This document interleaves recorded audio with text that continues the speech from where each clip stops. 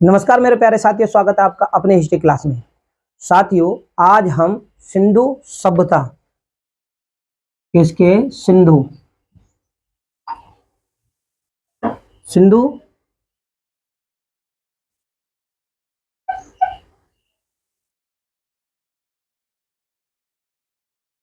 सिंधु सभ्यता के बारे में जानेंगे, क्योंकि पिछली वीडियो के माध्यम से हमने सिंधु सभ्यता के नगर योजनाओं के बारे में जाना था कि भाई सिंधु वासियों ने किस प्रकार से अपने नगरों को बसाया था।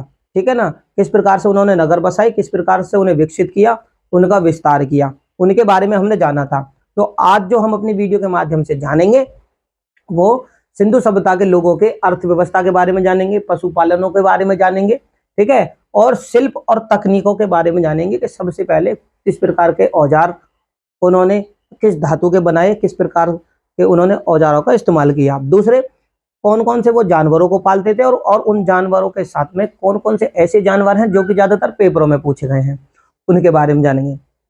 अर्थव्यवस्था से जो मेरा मानना है, मैं आपको समझाने की कोशिश करूंगा अर्थव्यवस्था यानी आर्थिक जीवन से, कि भाई इनका जो जीवन था, जो ये जीवन जीते थे, उसके लिए इनकी इनकम का सोर्स क्या था। ठीक है, तो इन सभी बातों के बारे में आज हम चर्चा करेंगे। तो मेरे प्यारे साथियों, मैं केवल आज क्या क्या क्या जानेंगे आज हम इनके इनके बारे में। एक तो इनकी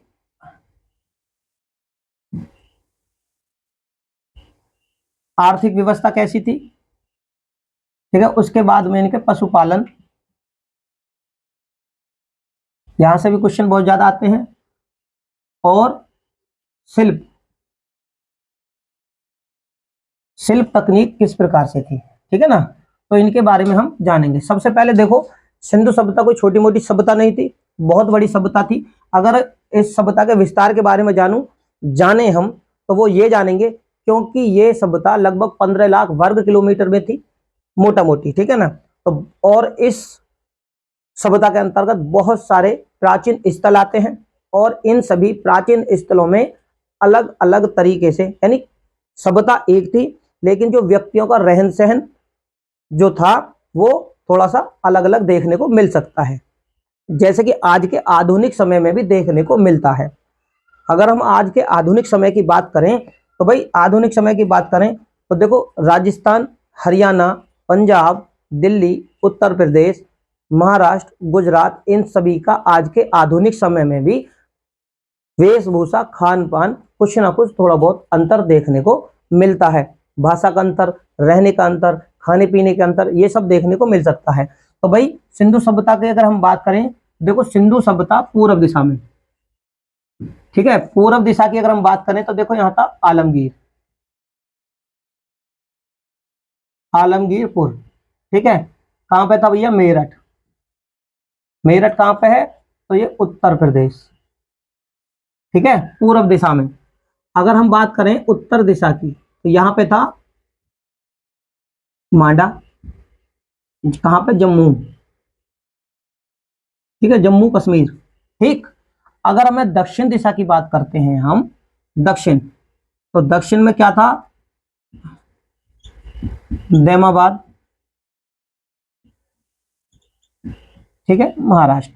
अगर अब हमें पश्चिम की बात करें, तो देखो भैया पश्चिम दिशा में क्या था?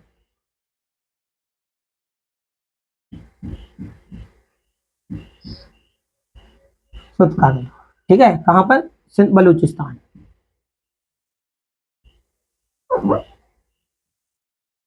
ठीक है, शॉर्ट में कर देता। तो अगर इस तरीके से हम देखें तो सिंधु सभ्यता इस तरीके से थी।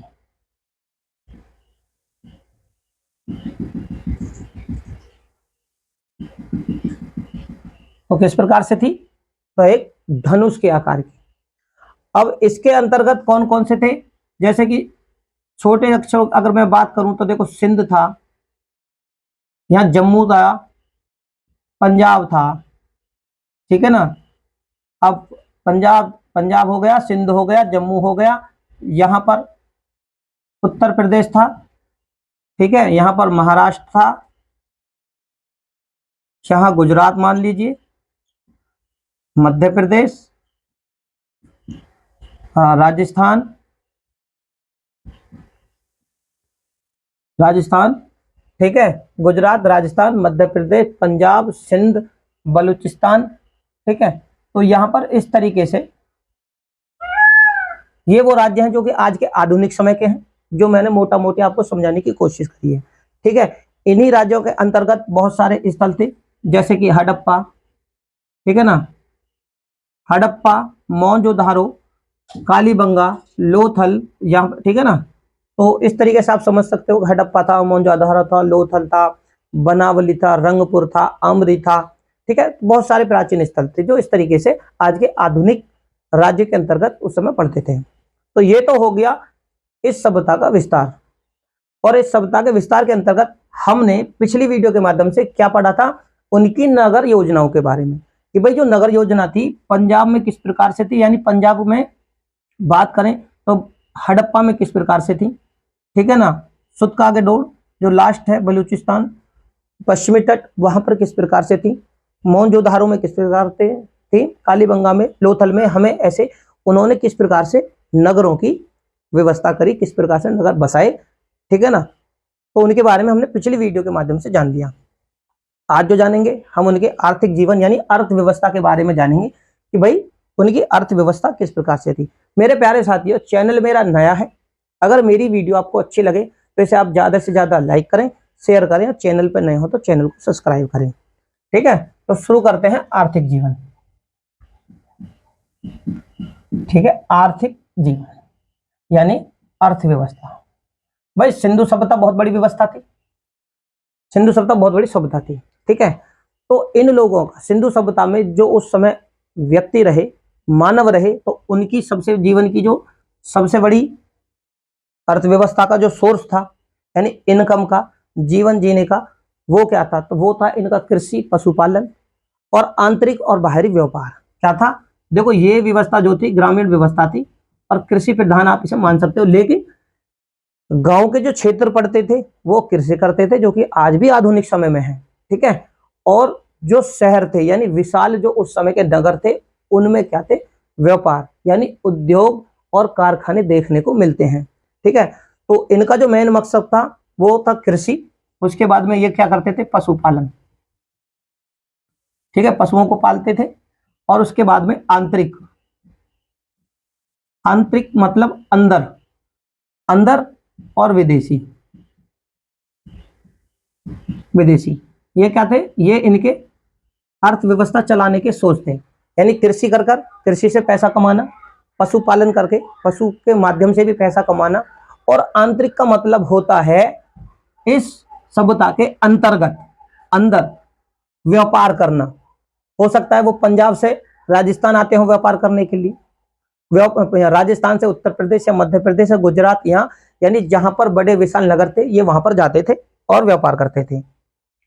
और इनसे बाहर भी इनका इस सभ्यता का दूसरी सभ्यताओं के साथ भी अच्छा तालमेल था। तो ये क्या थे, जैसे कि यूनान हो गया, फारस की खाड़ी हो गई, ठीक है ना, तो मकरान हो गए, और तुम्हारे जो दिलमुन द्वीप है, ओमान, उधर ये क्या करते थे, विदेशी विदेशी सभ्यताओं के साथ यानी विदेशी लोगों के साथ या विदेशों के साथ भी इनका व्यापारिक संबंध था, ठीक है। जो इस सभ्यता से बाहर व्यापार करने जाते थे उसे हम विदेशी व्यापार के अंतर्गत देखते हैं, और जो इस सभ्यता के अंतर्गत ये व्यापार करते थे वो आंतरिक व्यापार। बात करते हैं भाई ये सभ्यता के लोग, अगर कृषि की बात करें तो ये जो सिंधु सभ्यता के लोग थे, देखो सिंधु सभ्यता में नगर योजनाओं के अंतर्गत कुछ ऐसे नगर मिले जो कि रक्षा प्राचीर, रक्षा प्राचीर का मतलब होता है किसी भी गांव, बस्ती, दुर्ग या टीले को सुरक्षित करने के लिए दीवार का होना, ठीक है ना, चारों तरफ दीवार लगाते थे। अब वो दीवार सुरक्षा की दृष्टि से लगाते थे, सुरक्षा की दृष्टि के जो मायने हैं वो क्या है, या तो जानवरों से सुरक्षा, चोर डाकुओं से सुरक्षा, बारिश के पानी से सुरक्षा, या नदियों में जो बाढ़ आती है वो बाढ़ किसी गांव को या कस्बे को या सिटी को नुकसान ना पहुंचाए उस समय, तो उसकी सुरक्षा के लिए वो रक्षा प्राचीर बना लेते थे। तो जो सिंधु सभ्यता के लोग थे ये क्या करते थे, ये नवंबर के महीने में, नवंबर का महीना आज के आधुनिक समय की अगर मैं बात करूं मेरे प्यारे साथियों, आज भी आधुनिक समय में भी कुछ ऐसा ही देखने को मिलता है, जो यहाँ पे फसलें बोती हैं, जो फसलें होती हैं आधुनिक समय में। और इसी प्रकार से उस सभ्यता में यानी सिंधु सभ्यता के अंतर्गत भी ज्यादातर नवंबर और दिसंबर के समय में हम भी आज आधुनिक समय में गेहूं, जौ, जई ऐसे कुछ ऐसे अनाज हैं जिनको बोते हैं। तो ये लोग भी जो थे उस समय क्या करते थे, सिंधु सभ्यता में उस समय आती थी बाढ़। बाढ़ यानी नदियों से बाढ़ का पानी आता था और मैदानों में वो भर जाता था। मैदानों में भरने के बाद में जैसे ही वो बाढ़ का पानी उतरता था तो वो नवंबर के महीने में कम हो जाता था, क्योंकि नवंबर के महीने को आते आते देखो बारिश वगैरह भी कम हो जाती हैं। तो ठीक है, नवंबर में ये क्या करते थे, महीना लिख देना, कृषि से संबंधित हम जानकारी दे रहा हूं कि ये नवंबर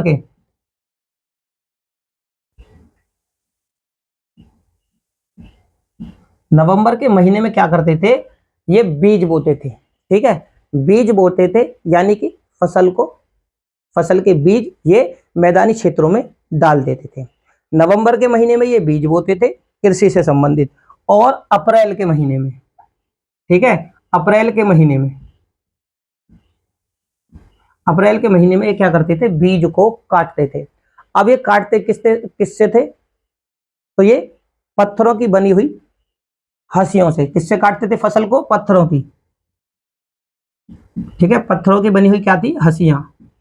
हंसियां मतलब आज के आधुनिक समय की क्या थी, आधुनिक समय के आप उन्हें क्या मान सकते हैं, आज के आधुनिक समय के आप उन्हें दरांती मान सकते हैं। ठीक है, क्योंकि आज दरांती से आज के आधुनिक समय की दरांती उस समय की। तो ये नवंबर में तो बीज बोते थे, मैदानी इलाकों में बीज डालते थे और फिर उसके बाद में अप्रैल तक फसल बन के तैयार हो जाती थी। और फसल बनने के बाद ये उस फसल को अप्रैल में काट लेते थे। यहां पर एक चीज अब देखने की है सिंधु सभ्यता की, क्योंकि बहुत बड़े क्षेत्र में सभ्यता थी। तो यहां से पत्थर की हांसी के तो निशान मिल चुके हैं। ठीक है ना, किससे काटते थे ये, फसल, लिख देता हूं। ठीक है, इससे तो ये फसल काट लेते थे, नवंबर में बोते थे।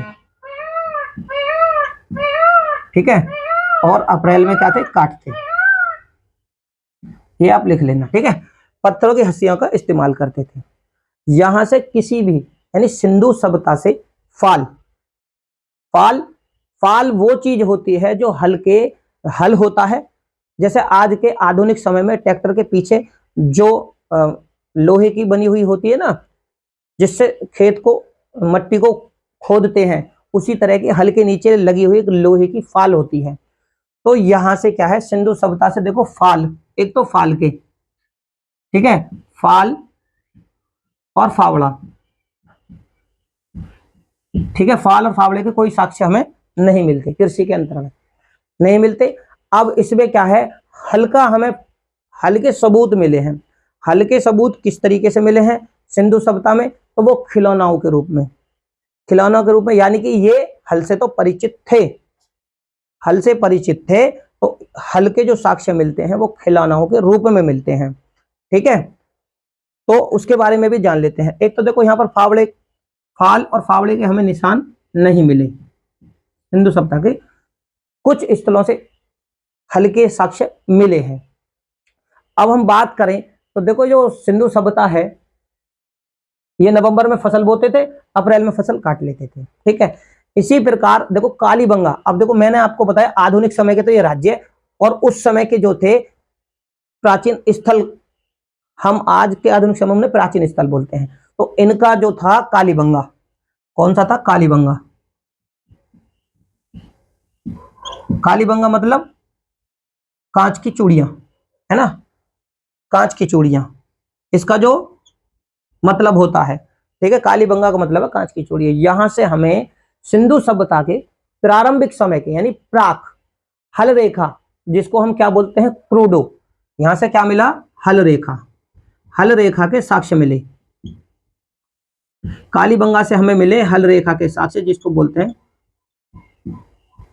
क्रूडो। ठीक है, क्रूडो हम बोलते हैं, ये यहां से हमें साक्ष्य मिले। इससे साबित होता है कि भाई सिंधु सभ्यता में कालीबंगा में हल के माध्यम से कृषि की जाती होगी। अब बात करें सिंधु सभ्यता के ही दूसरे स्थल, जिसका है नाम है पंजाब का बहावलपुर में चेलिस्तान। क्या है, पंजाब का बहावलपुर, पंजाब के बहावलपुर, मैं बोल देता हूं पंजाब के बहावलपुर में चिलिस्तान, जहां से हमें कृषि के साक्ष्य मिलते हैं। और भारत में अगर बात करें, ये तो हो गया पंजाब पाकिस्तान की तरफ का, ठीक है। अब भारत में हरियाणा, भारत के हरियाणा जो पड़ता है फतेहाबाद, हरियाणा में कौन सा है जिला, फतेहाबाद, ठीक है। और फतेहाबाद में भी इस जिले के अंतर्गत क्या पड़ता है, बनावली, कौन सा, बनावली। तो ये आप इसको नोट करेंगे, ठीक है। हो सकता है ये पूछ लिया जाए पूरा, लेकिन बनावली तो पूछ लिया जाता है। तो यहां से क्या मिला है, मिट्टी का हल, मिट्टी का हल कहां से मिला, बनावली से। तो इससे ये साबित होता है कि बनावली में अगर मिट्टी का खिलौने के रूप में जो हल मिला है, तो ये लोग हल का प्रयोग उस समय कृषि के लिए करते थे। क्योंकि बड़ी सभ्यता थी, तो अब है कालीबंगा की बात कि वहां उस क्षेत्र में ये करते थे। और वो जो मिट्टी का हल था, ठीक है, ये बनावली से मिला। बात करें इसी सिंधु सभ्यता के राजस्थान की, किसकी, राजस्थान। तो राजस्थान में भी हमें क्या मिलता है, राजस्थान में भी हमें हल के प्रयोग के साक्ष्य मिलते हैं। लेकिन वो क्या थे, राजस्थान में जो खेती होती था, हल का प्रयोग ये लोग भी, राजस्थान के लोग भी करते थे, शायद लकड़ी का। क्योंकि कहीं पे भी ये जो सभ्यता थी, कांस्य युगीन सभ्यता थी, तो किसी भी कांस्य के हल का साक्ष्य नहीं मिला। तो ये जो प्रयोग करते थे, शायद लकड़ी के हल का प्रयोग करते थे। और फसल की मैंने बात बताई आपको, ये हंसियां, इन पत्थरों की हंसियों से उसे काटते थे। बात करें सिंधु सभ्यता के जो लोग थे, इनको इतनी अच्छी नॉलेज थी कि ये 9 प्रकार की फसलों का इन लोगों को ज्ञान था। इनके सिंधु सभ्यता के जो लोग थे, इनको 9 फसलों का ज्ञान था। कितने फसलों का ज्ञान था इनको, 9 फसलों का, 9 फसलों, इन्हें 9 फसलों का ज्ञान था। और ज्ञान होने के साथ साथ आप देख लीजिए, इनको 9 फसलों का ज्ञान होने के बाद में क्या था कि सर्वप्रथम, क्योंकि विदेशी जो व्यापार था इनका, यूनान मान लीजिए, यूनान के लोग इसको क्या कहते थे, सिंडोम। कौन कहते थे, यूनान के लोग, यूनान के। क्यों कहते थे भैया, क्योंकि यूनान के लोगों ने क्या देखा कि जो सिंध प्रांत है, इसमें क्या होता था, इसमें होता था कपास। सबसे पहले खेती जो की, यानी सबसे पहले कपास को अगर किसी ने उगाया तो वो थे सिंधु सभ्यता के लोग। कपास सबसे ज्यादा कहाँ उगाई जाती थी उस समय, तो सिंध प्रांत में, ठीक है ना। और यूनानी लोग इनको क्या कहते थे, कपास उगाने के कारण, है ना, तो ये क्या करते थे, सिंडन कहते थे। सिंध प्रांत में कपास उगने का कारण सिंध को क्या कहते थे, सिंडन, ठीक है, कहते थे।